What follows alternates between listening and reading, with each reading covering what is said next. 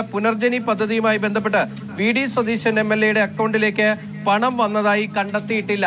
ഒന്നാമത്തെ വിവരമാണ് ആ കത്തിലുള്ളത്. രണ്ടാമത്തേത്, വിദേശ സന്ദർശനത്തിന് ശേഷം വി.ഡി. സതീശൻ വസ്തു വാങ്ങിയതായി പരാതിയിൽ ആരോപിച്ചിട്ടില്ലാത്തതിനാൽ വിഷയത്തിൽ അന്വേഷണം നടത്തിയിട്ടില്ല.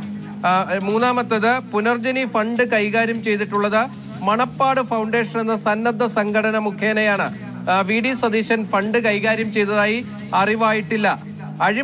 നാലാമത്തത്, അഴിമതി നിരോധന നിയമം സെക്ഷൻ 7, 7A എന്നീ വകുപ്പുകൾ പ്രകാരമുള്ള കുറ്റങ്ങൾ വി.ഡി. സതീശൻ ചെയ്തതായി കണ്ടെത്തിയിട്ടില്ല.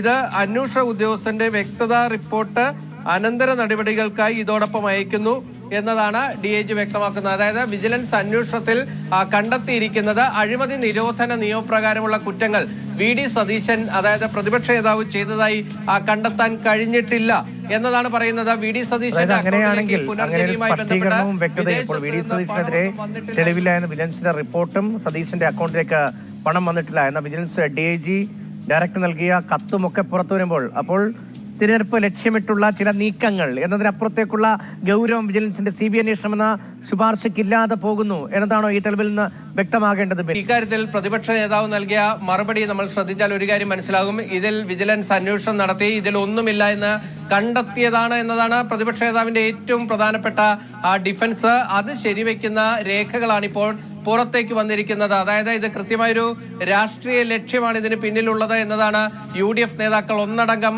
ആരോപിക്കുന്നത്. അത് ശരിവെക്കുന്ന രീതിയിലേക്കാണ് വിജിലൻസ് DIGയുടെ ഈ കത്തും പുറത്തേക്ക് വരുന്നത്.